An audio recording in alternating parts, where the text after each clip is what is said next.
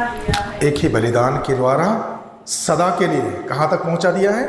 पूर्णता तक पहुंचा दी। एक ही बलिदान के द्वारा ईश्वर की इच्छा यही थी, ईश्वर की योजना यही थी कि वो बलिदान होकर, बलि होकर, दुख भोगकर, अपमान सहकर, ठोकर खाते हुए हमारे पाप का प्रायश्चित करे। आज ये मुक्ति सबके लिए, सुख, आज मुक्ति सबके लिए है, क्योंकि ईश्वर ने चाहा कि मसीह रक्त बहाकर पाप का प्रायश्चित करे और हम विश्वास द्वारा उस मुक्ति को प्राप्त करें। प्रभु, इसलिए हमको हमारे जीवन के पाप से परेशान होने की जरूरत नहीं है, बुराइयों से परेशान होने की जरूरत नहीं है। ये पाप हरना आपके हाथ में नहीं है, पाप को दूर करना आपके हाथ में नहीं। Hallelujah, hallelujah, hallelujah. एक ही चीज करना है, विश्वास करना है। ईश्वर ने चाहा कि ईसा मसीह, ईश्वर ने चाहा कि ईसा अपना रक्त बहाकर पाप का प्रायश्चित करे और हम विश्वास द्वारा उसका फल प्राप्त करें। क्या द्वारा? विश्वास के द्वारा, विश्वास के द्वारा उसका फल प्राप्त करें। ईश्वर ने चाहा ईसा मसीह रक्त बहाकर, जिस तरह से रक्त ऐसा ही बहता है क्या? रक्त ऐसा ही बहता है क्या? कभी कभी मैं शुगर टेस्ट के लिए जाता हूँ। क्या करने जाता हूँ? शुगर टेस्ट करने के लिए। जो टेस्ट करता है क्या निकालता है? सुई देख के डर लगता है ना? नहीं लगता है। वो क्या करेगा? ये हाथ को लेके क्या करेगा? वो दबाएगा और फिर डंक मारेगा और फिर क्या करेगा? खून निकालेगा और मशीन में थोड़ा सा अब हिल जाते हैं, नहीं हिलते हैं क्या? हिल जाते हैं। ये थोड़ा सा खून निकालने के लिए क्या डालना पड़ता है? छेद करना पड़ता है, सुई।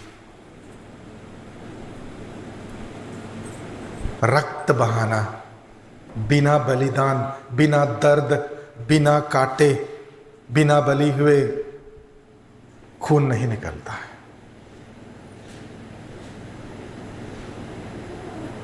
और यीशु को भी क्या होना था? रक्त बहाना था। कैसे रक्त बहाना था? कोड़े खाने के द्वारा, कांटों का मुकुट पहनने के द्वारा, कीलों से छेदे जाने के द्वारा, इतना तक कि मरने के बाद में भी उसका मृत्यु को निश्चित करने के लिए एक सिपाही ने क्या किया? उसके हृदय में क्या कर दिया? भाला मारा, उसका हृदय को छेद डाला। पूर्ण रूप से बलिदान। इतना तक कि कोई पशु मर जाता है, उसको फिर काटते हैं क्या? नहीं काटते। फिर भी यीशु तो मरने के बाद भी अपना लहू को पूरा बहा दिया। तो देखिए, यीशु ख्रिस्त इतना विनम्र। ईश्वर को मालूम था, प्रिय भाई और बहनों, ईश्वर को मालूम था कि यीशु बहुत दुख भोगने के लिए आए हैं, ठुकराए जाने के लिए आए हैं और दर्द और पीड़ा सहने के लिए आए हैं। और बलि मतलब क्या है? दर्द सहना, पीड़ा सहना, मृत्यु को अपनाना। इब्रानी का पत्र कहता है प्रभु यीशु ख्रिस्त ने मानव जाति के लिए मृत्यु अपनाए हैं। आपको मृत्यु से बचाने के लिए मृत्यु अपनाए, पाप से बचाने के लिए पाप का बोझ को उठाए, पाप का शिकार हुए। लोग उसको पापी समझे, अपमान, उसको ईश निंदक समझे, पापी समझे। और वो क्या कि हमको पाप का, हमारे जीवन से पाप को खत्म करने के लिए हमारे पाप का भागी बने, हमारे जीवन को सुंदर बनाने के लिए हमारे जीवन का भागी बने, हमारे शरीर को अपने जैसा बनाने के लिए मानव शरीर धारण किए, पूरा हमारा जीवन को अपनाए। और यीशु ने सब कुछ हमारा जीवन का भागी बने, हमारे पाप का भागी बने, हमारे दर्द का भागी बने, हमारे दुख का भागी बने, हमारी बीमारी का भागी बने, हमारा सब कुछ का भागी बने। वो सभी रोगों का अपने ऊपर लेता था, सब प्रकार का दुख को अपने ऊपर लिया, सब प्रकार का पीड़ा को अपने ऊपर लिया, सब प्रकार का दर्द को अपने ऊपर लिया, अपमान, निंदा, तिरस्कार, लज्जा, जो मनुष्य इस धरती पर अनुभव करता है, जो मनुष्य इस धरती पर अनुभव करता है, प्रभु यीशु ख्रीस्त ने सब कुछ अपना लिया, सब कुछ अपना लिया और हमारे जीवन का भागी बने, हमारे जीवन का भागी बने। वो जैसे मानव का जन्म होता है, मानव बढ़ता है, मानव की परिस्थिति है, यीशु ख्रीस्त पूरा उनको, अरे ईश्वर ने सब कुछ सिखा के भेजे थे। बेटा तेरे को तेरे भाई बहनों की तरह बनना पड़ेगा, मानव बनना पड़ेगा, मां के गर्भ में रहना पड़ेगा, मां के गर्भ में ही तुमको तिरस्कार सहना पड़ेगा, तुमको जन्म देने के लिए जगह नहीं मिलेगा,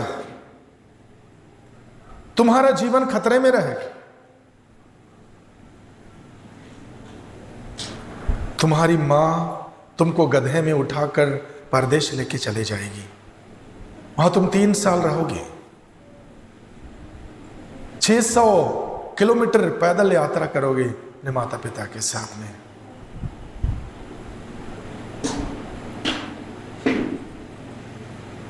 आकाश के पंछियों के घोंसले होंगे, लोमड़ियों के मांदे होंगे, तुम्हारे सिर रखने का जगह नहीं होगा।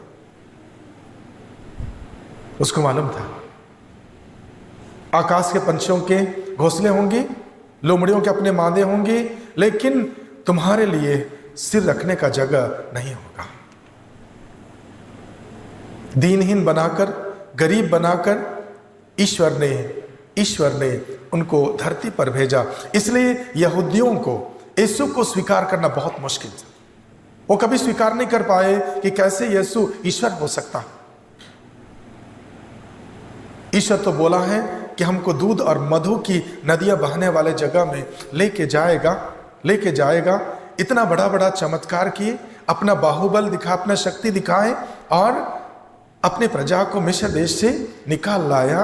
वो ईश्वर कैसे एक सेवक बनेगा, एक दास बनेगा, एक बढ़ाई का बेटा बनेगा, एक गौशाला में जन्म लेगा।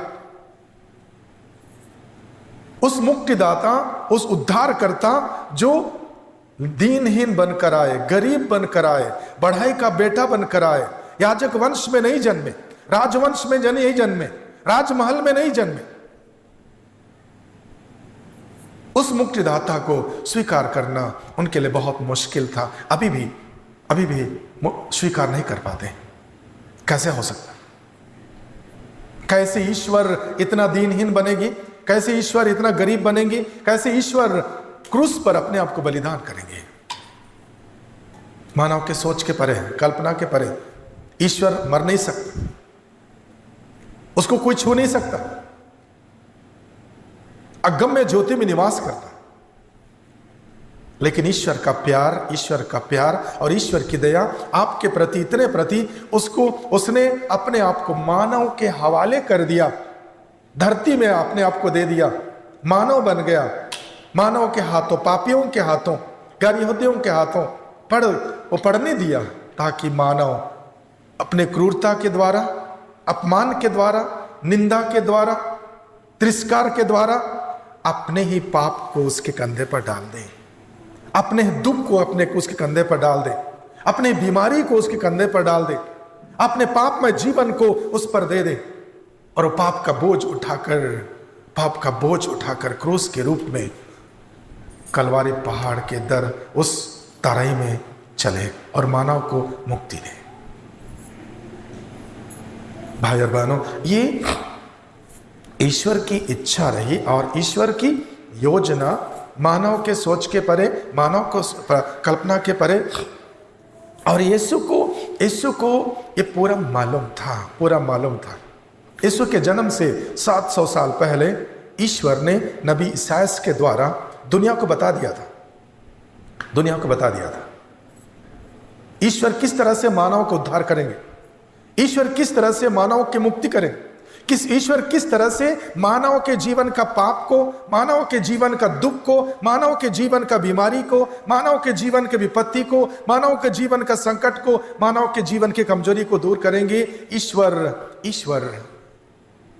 यीशु के जन्म के 700 साल पहले प्रकट कर दिए थे, बता दिए थे। ईश्वर क्या करने वाले हैं? हमारे पाप का प्रायश्चित करें और हम विश्वास द्वारा प्यारे भाई और बहनों उस मुक्ति को अनुभव करें। ईश्वर की इच्छा यही थी।